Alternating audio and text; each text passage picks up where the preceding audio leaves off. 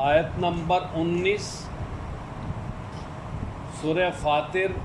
پارہ نمبر 22۔ نحمدہ و نصلی علی رسولہ الکریم، اما بعد، اعوذ باللہ من الشیطان الرجیم، بسم اللہ الرحمن الرحیم۔ وما یستوی الاعمی والبصیر ولا الظلمات ولا النور ولا الظل ولا الحرور، صدق اللہ العظیم۔ آج کے درس میں جو آیات مبارکہ ہیں، ان میں پہلی کچھ آیات میں اللہ تبارک و تعالی نے مومن، کافر اور توحید اور شرک اور اسی طرح ایمان اور کفر کے جو اندھیرے ہیں ان کی کچھ مثالیں بیان کی۔ سب سے پہلے رب ذوالجلال ارشاد فرماتے ہیں وما یستوی الاعمی والبصیر، کہ اندھا اور دیکھنے والا برابر نہیں ہو سکتے۔ ظاہر ہے کہ جو اندھا ہے، نابینا ہے، وہ کچھ بھی دیکھ نہیں سکتا، اپنی مرضی سے وہ راستے پہ صحیح طریقے سے چل بھی نہیں سکتا، لیکن جو دیکھنے والا ہے، جس کو اللہ تعالیٰ نے نظر عطا کی ہے، وہ سب کچھ دیکھ سکتا ہے اور اپنی مرضی کے سارے کام کر سکتا ہے۔ تو اسی طرح فرمایا کہ مومن اور کافر بھی برابر نہیں ہو سکتے، کہ جس طرح ظاہری روشنی والا اور جس کے پاس ظاہری روشنی نہیں ہے وہ برابر نہیں ہے، تو اسی طرح جس کے پاس دل کی روشنی ہے یعنی ایمان، وہ اور دوسرا وہ جس کے پاس دل کی روشنی نہیں، کافر، وہ کبھی برابر نہیں ہو سکتے۔ مومن جو ہے وہ اس کو اللہ تبارک و تعالیٰ کی معرفت ہے، کافر کے پاس کچھ بھی نہیں ہے، اندھیرا ہی اندھیرا ہے۔ تو جس طرح گویا کہ اندھا اور بینا برابر نہیں ہو سکتا ہے، اسی طرح فرمایا کہ مومن اور کافر بھی برابر نہیں ہو سکتے۔ جو صاحب ایمان ہے اس کو انسان سمجھا بھی سکتا ہے، راستہ بھی بتا سکتا ہے، راستے پہ چلا بھی سکتا ہے، لیکن جو کافر ہے، جس کے دل پہ مہر جباریت لگ جائے، اس کو سمجھانا اسی طرح مشکل ہے کہ جس طرح اندھے کو جو ہے وہ سمجھا کے کسی راستے پہ لگانا مشکل ہے۔ اور دوسری مثال فرمایا ولا الظلمات ولا النور، اسی طرح اندھیرے اور روشنی برابر نہیں، کہ ظاہر اندھیرے نقصان کا ذریعہ ہیں، ان میں کام کرنا، چلنا پھرنا ممکن ہی نہیں ہے، لیکن روشنی ہے، روشنی میں انسان کام بھی کر سکتا ہے، اپنی مرضی کے سارے معاملات بھی کر سکتا ہے۔ تو اسی طرح یہ جو ظلمات جمع ذکر کیا ہے، اس سے مراد کفر کے اندھیرے ہیں، کہ جو کفر کے اندھیریوں میں پڑا ہوا ہے اسے کچھ بھی پتہ نہیں ہے، اور جس کے اندر ایمان کی روشنی ہے اس کے لیے اللہ تبارک و تعالیٰ کی معرفت اور سب کچھ کھلا ہے۔ تیسری مثال بیان کی، فرمایا ولا الظل ولا الحرور، فرمایا کہ جو سایہ ہے اور دھوپ ہے تیز، وہ برابر نہیں ہو سکتی۔ ظاہر ایک آدمی سائے میں ہے، ٹھنڈی چھاؤں ہے، اس میں وہ سکون میں ہے، اور اس کے مقابلے میں ایک انسان کڑی دھوپ کے اندر ہے اور شدید گرمی ہے اور اس دھوپ کی وجہ سے اس کو تکلیف ہو رہی ہے، تو کبھی یہ برابر نہیں ہو سکتے۔ اور یہ مثال جو ہے نا، یہ ثواب اور عذاب کی ہے،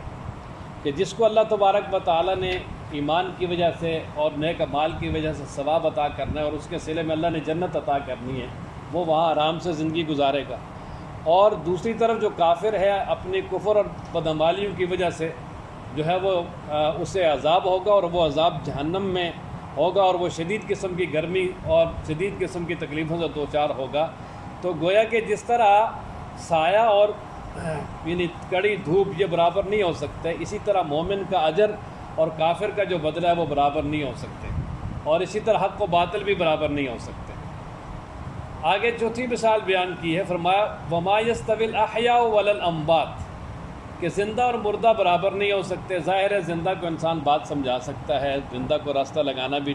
اور یعنی آسان ہے، اور اس تک بات پہنچانا بھی، اس کی بات سننا، سمجھنا، اس کو سمجھانا، یہ سب کچھ آسان ہے، لیکن جو مردے ہیں ظاہر ہے ان کو کوئی آدمی بات سمجھا نہیں سکتا، اور ان کو کوئی بات سنا کر ان کو نفع نہیں پہنچا سکتا۔ تو فرمایا کہ اسی طرح مومن اور کافر کی مثال ہے، کہ مومن جو ہے اس کو ہر یعنی آدمی بات سمجھا بھی سکتا ہے، اس تک بات پہنچا بھی سکتا ہے، اور کافر جو ہے جس کے دل پہ مہر جباریت لگ گئی ہے، اس کو کوئی آدمی کوئی بات سمجھا نہیں سکتا۔ بلکہ یعنی جو انسان مطلب جس طرح کے ظاہری طور پہ مر چکا ہے، اس کو کوئی بات سمجھانا مشکل ہے، اسی طرح جس کا دل مردہ ہو چکا ہے اور اس کے جو جسم ہیں وہ اس کی مردہ روحوں کے اندر جو ہے وہ مدفون ہیں، تو فرمایا ان کو بھی کوئی آدمی بات سمجھا سکتا نہیں اور کوئی نفع والی بات جو ہے ان تک پہنچا نہیں سکتا۔ اور یہاں پر یعنی جو ہے نا مردوں سے مراد، یعنی یہاں پر جو تمثیل ہے، مثال کے طور پر مردوں سے مراد کافر ہیں کہ جو یعنی جن کی روحیں مر چکی ہیں اور یعنی ان کی روحوں کو اب یعنی سنوارنا اور بات سمجھانا انتہائی مشکل ہے، جس طرح کہ عام جو جن کی روح نکل جائے ان کو مشکل ہے۔ اور اسی فلسفے کو ایک میر درد نے جو ہے نا وہ اپنے شعر میں بیان کیا، مجھے ڈر ہے دل زندہ تو نہ مر جائے کہ زندگانی عبادت ہے تیرے جینے سے، کہ دل اگر مر جائے تو پھر کچھ بھی نہیں نا، ہاں دل زندہ ہے تو پھر یہ زندگانی جو ہے یہ کیا ہے، عبادت ہے، لیکن دل مر جائے تو کچھ بھی نہیں ہے۔ اسی طرح یعنی جو انسان یعنی مر کر اپنی جو ہے مردہ روح کے مقبرے اور آستانے میں مدفون ہو جائے، یعنی روح ہی مر جائے اس کی، تو اس کے لیے جو ہے وہ کوئی بات سمجھانا سنانا بہت ہی مشکل ہے۔ تو یہ چار مثالیں اللہ تبارک و تعالی نے دی جی، کافر اور مومن کی، اور اسی طرح کفر اور یعنی جو ہے نا وہ توحید اور اسلام کی، کہ یہ جس طرح یہ چیزیں برابر نہیں ہو سکتی، اسی طرح کافر اور مومن بھی برابر نہیں ہو سکتا، اور اسی طرح اسلام اور کفر بھی برابر نہیں ہو سکتا۔ فرمایا نا وَمَا يَسْتَوِي الْأَعْمَى، اور نہیں برابر ہو سکتے اندھے والبصیر اور دیکھنے والا، وَلَا الظُّلُمَاتُ، اور نہیں برابر ہو سکتے اندھیرے، وَلَا النُّور، اور نئی روشنی، وَلَا الظِّلُّ، اور نئی سایہ، وَلَا الْحَرُورُ، اور نہ ہی دھوپ تیز ہر گرمی،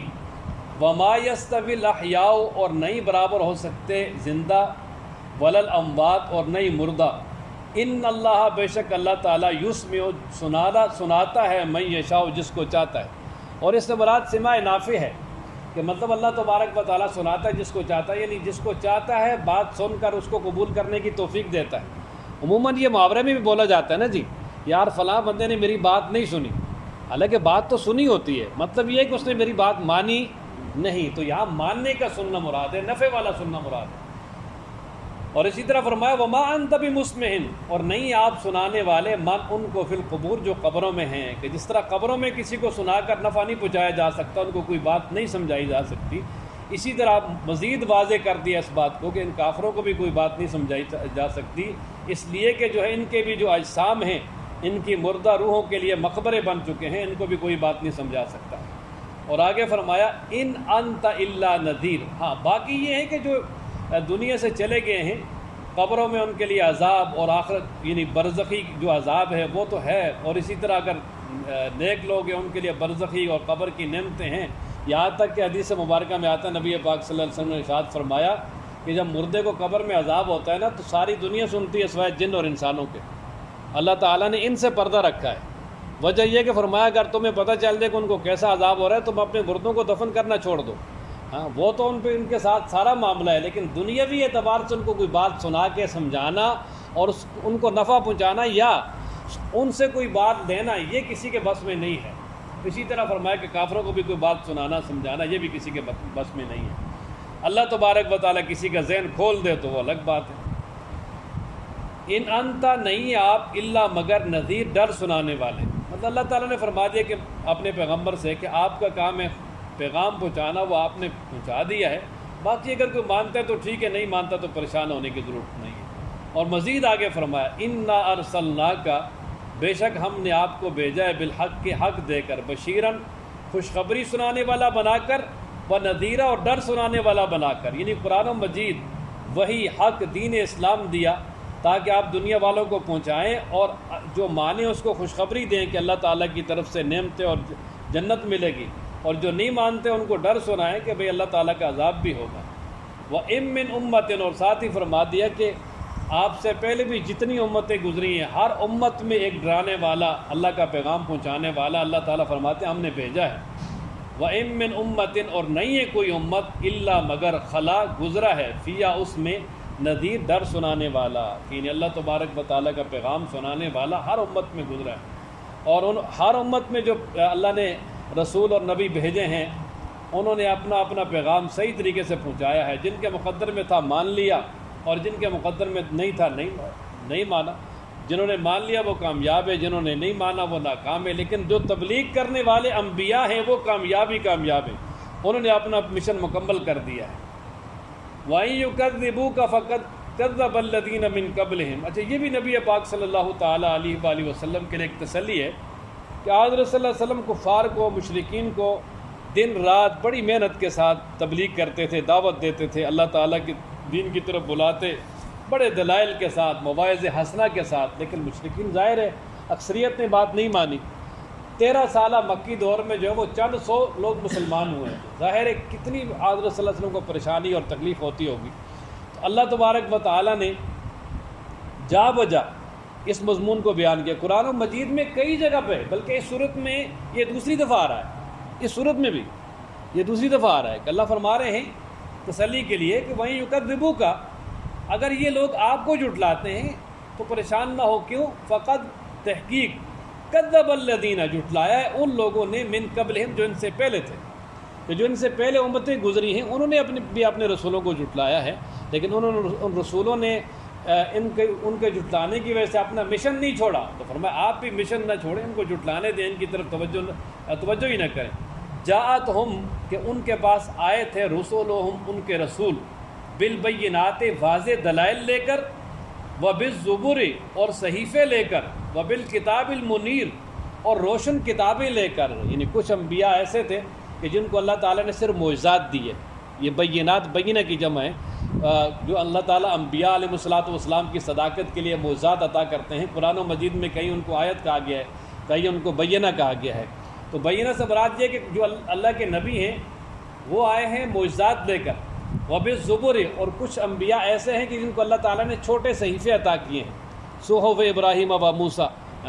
اور کچھ انبیاء، کچھ رسول ان میں سے ایسے ہیں کہ جن کو اللہ تعالیٰ نے بڑی کتابیں دیں، جس طرح 4 بڑی کتابیں ہیں، ان میں تورات ہے، زبور ہے، انجیل ہے اور قرآن و مجید ہے۔ تو دیکھیں وہ بڑی کتابیں بھی لے کر آئے، صحیفے بھی لے کر آئے، معجزات بھی لے کر آئے، لیکن اس کے باوجود بھی لوگوں نے جھٹلایا ہے،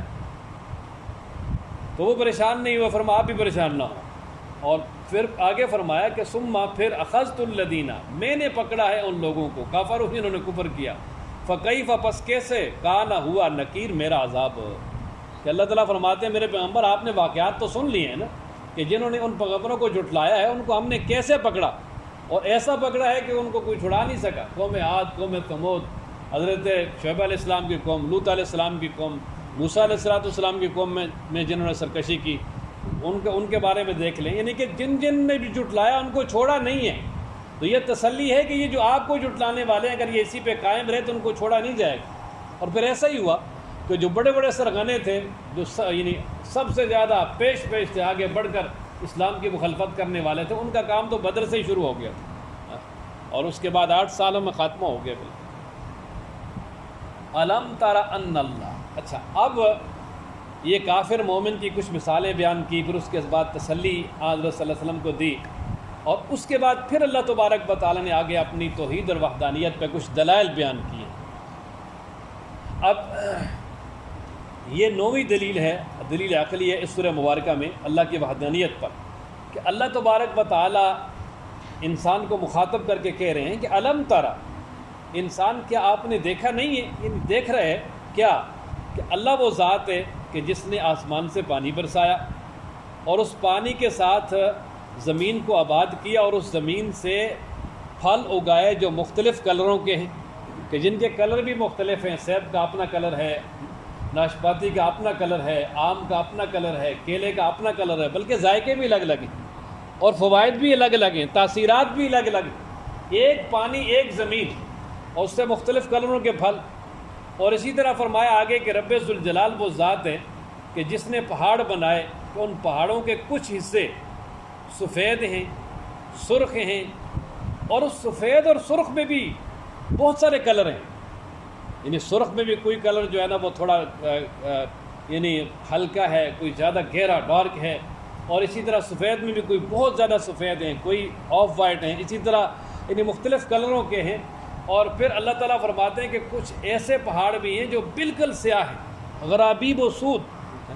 اور ان کو تم خود دیکھ رہے ہو، اللہ تعالیٰ کی قدرت ہے کہ جس نے ایسے مختلف کلروں کے پہاڑ بڑھائے۔ اور پھر آگے فرمایا وَمِنَ النَّاسِ، لوگوں میں سے بھی مختلف کلر ہیں۔ اب دیکھ لیں کہ جو انگریز ہیں،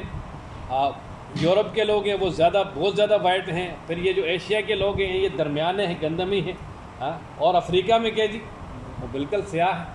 اور یہ جو ہمارے سمجھو کہ یہ ایشیا ہے، یہاں جو ایک درمیانہ گندمی کلر ہے اس میں بھی مختلف کلر ہیں، کوئی تھوڑا گہرا ہے کوئی کیا. تو دیکھیں اللہ تعالیٰ کی قدرت، دیکھیں کتنی شکلیں بنائی ہیں، کسی کی شکل نہیں ملتی، 100% کسی کی شکل کسی دوسرے کے ساتھ نہیں. اور پھر اسی طرح فرمایا ہوا دواب، یہ دواب دابتن کی جمع ہے، اس کا معنی کل ما یدب علی الارض، زمین پہ ہر چلنے والا چلنے والی چیز، چاہے وہ حشرات ہیں، چاہے وہ زمین پہ رینگنے والے ہیں، چاہے وہ کوئی بھی ہیں، یہ سارے کے سارے جتنے بھی جو ہیں زمین کے اندر جانور بنائے وہ بھی مختلف کلروں کے ہیں. اور اس کے بعد والانعام، انعام یہ نام ان کی جمع ہے، اس کا معنی پالتو جانور جو گھروں میں پالے جاتے ہیں، جن کا گوشت بھی کھایا جاتا ہے، جس میں یہ گائے ہے، بکری ہے، اونٹ وغیرہ ہیں، ان کے بھی کلر مختلف ہیں. اور اسی طریقے سے ہر ایک جو جانور ہیں مختلف قسم کے، ان کے گوشت کے ذائقے فوائد بھی الگ الگ ہیں، اور اسی طرح تاثیرات بھی الگ الگ ہیں. تو یہ ساری چیزیں جو اللہ تعالیٰ نے مختلف کلروں کی بنائی، جو رب سب کچھ یہ بنا سکتا ہے، تو وہی اللہ عبادت کے بھی لائق ہے اور وہی حقیقی معبود ہے. یہ نتیجہ ہے اس کا. فرمایا نا الم تارا، کیا آپ نے نہیں دیکھا، ان اللہ، بے شک اللہ تعالیٰ وہ ذات ہے، انزلہ جس نے اتارا، من السماء آسمان سے، ماء پانی، فاخرجنا، اللہ فرماتے پس ہم نے نکالا، بھی اس پانی کے ساتھ، ثمرات پھل، مختلفاً مختلف ہیں، الوانھا جن کے کلر، الوان لون کی جمع ہے کہ ان کے کلر بھی کیا ہیں مختلف ہیں. ومن الجبال، اور پہاڑوں میں سے کچھ، جدد ایسے حصے ہیں کہ بیزن جو سفید ہیں، وحمر اور سرخ ہیں، مختلف الوانھا ان کے کلر بھی مختلف ہیں، یعنی سرخ اور سفید ہونے کے باوجود بھی اس میں بھی مختلف کلر ہیں. وغرابیب سود، یہ غرابیب یہ غربیب کی جمع ہے، اس کا معنی گہرا سیاہ، اور سود یہ اسود سے اس کا معنی سیاہ ہے. تو وغرابیب سود کا معنی ہو گیا جو انتہائی گہرے سیاہ ہیں. ومن الناس، اور لوگوں میں سے کچھ، ومن الناس اور اسی طرح یعنی لوگوں میں سے، والدواب اور جانوروں میں سے، والانعام اور چوپاؤں میں سے، مختلف الوانہ ایسے ہیں کہ ان کے کلر مختلف ہیں. کذالک، اسی طرح جس طرح پیچھے جو ہے نا وہ پہاڑوں کے کلر مختلف ہیں، پھلوں کے کلر مختلف ہیں، اسی طرح فرمایا کہ انسانوں کے اور عام جو جانور ہیں ان کے بھی، اور جو پالتو جانور ہیں ان کے بھی کلر مختلف ہیں. انما، بے شک، یخشى اللہ، اللہ سے ڈرتے ہیں، من عبادہ، اللہ کے بندوں میں سے، العلماء یعنی علماء. اللہ تبارک و تعالیٰ یہ فرماتے ہیں نا جی کہ ان دلائل کی موجودگی میں چاہیے تو یہ تھا کہ سب اللہ کو مانتے اور اللہ کی مانتے، لیکن اللہ تبارک و تعالیٰ کی قدرتوں اور اس کی جو کمال کی کاریگری ہے اس کو وہی لوگ سمجھتے ہیں جو علم رکھتے ہیں، جو اللہ کی معرفت رکھتے ہیں، کہ جن کے اندر اللہ کی معرفت ہوگی حقیقتاً، اور اللہ تبارک و تعالیٰ کی معرفت جب ان کے اندر ہوگی تو اس کی وجہ سے وہ اللہ کی قدرتوں کو دیکھ کر رب ذوالجلال کی وحدانیت اور اس کی بڑائی پہ استدلال کریں گے، اور اللہ کی قدرتوں اور بڑائی کو سمجھیں گے. اور اصل میں یعنی یہ کہا نا کہ علماء سے مراد وہ ہیں کہ جن کے پاس ایسا دینی علم ہو کہ جس کی وجہ سے ان کے اندر خشیت الہی ہو، اللہ کا خوف ہو، اللہ کی معرفت ہو. اگر اللہ کا خوف اور معرفت ہوگی تو وہ عالم کہلاتا ہے. اگر اللہ کا خوف اور معرفت نہیں ہے تو ایک آدمی ایسا ہے کہ جس کے پاس بہت زیادہ علم ہے، سارے علوم اس نے پڑھے ہوئے ہیں، تو وہ اس کے پاس معلومات تو ہو سکتی ہے، وہ عالم نہیں ہے. حضرت انس بن مالک رضی اللہ تعالیٰ عنہ فرماتے ہیں کہ جس کے اندر اللہ کی خشیت نہیں ہے، وہ فرمایا وہ عالم نہیں ہے. عالم وہی ہے کہ جو اللہ تبارک و تعالیٰ کی معرفت رکھتا ہو، دین سمجھتا ہو، قرآن و سنت کا اس کے پاس علم ہو، لیکن اس کے ساتھ عمل بھی. جب یہ ساری چیزیں جمع ہو جائیں گی تو پھر وہ بنتا ہے عالم، جس کو کہتے ہیں عالم، عارف باللہ. لیکن اگر کسی آدمی کے پاس معلومات تو بہت زیادہ ہیں، دینی معلومات رکھتا ہے لیکن اللہ سے نہیں ڈرتا، تو اس کو عالم نہیں کہا جا سکتا. یہ کہا جا سکتا ہے یار کہ اس کے پاس دینی معلومات ہیں. اللہ عالم وہی ہے جس کے اندر اللہ کا ڈر ہو، اللہ کی خوف ہو. اسی لیے حضرت سفیان ثوری رحمۃ اللہ علیہ فرماتے ہیں کہ علماء کی 3 قسمیں ہیں کہ عالم باللہ، عالم بامر اللہ۔ عالم باللہ وہ ہے کہ جو اللہ سے ڈرنے والا بھی ہو، اور عالم بامر اللہ وہ ہے کہ جو اللہ کے حدود پہ قائم ہو، یہ پہلی قسم ہے۔ اور دوسری وہ ہے کہ جو صرف عالم باللہ ہو، یعنی اللہ سے تو ڈرتا ہو، اللہ کی معرفت ہو، لیکن اللہ کے جو ہے نا وہ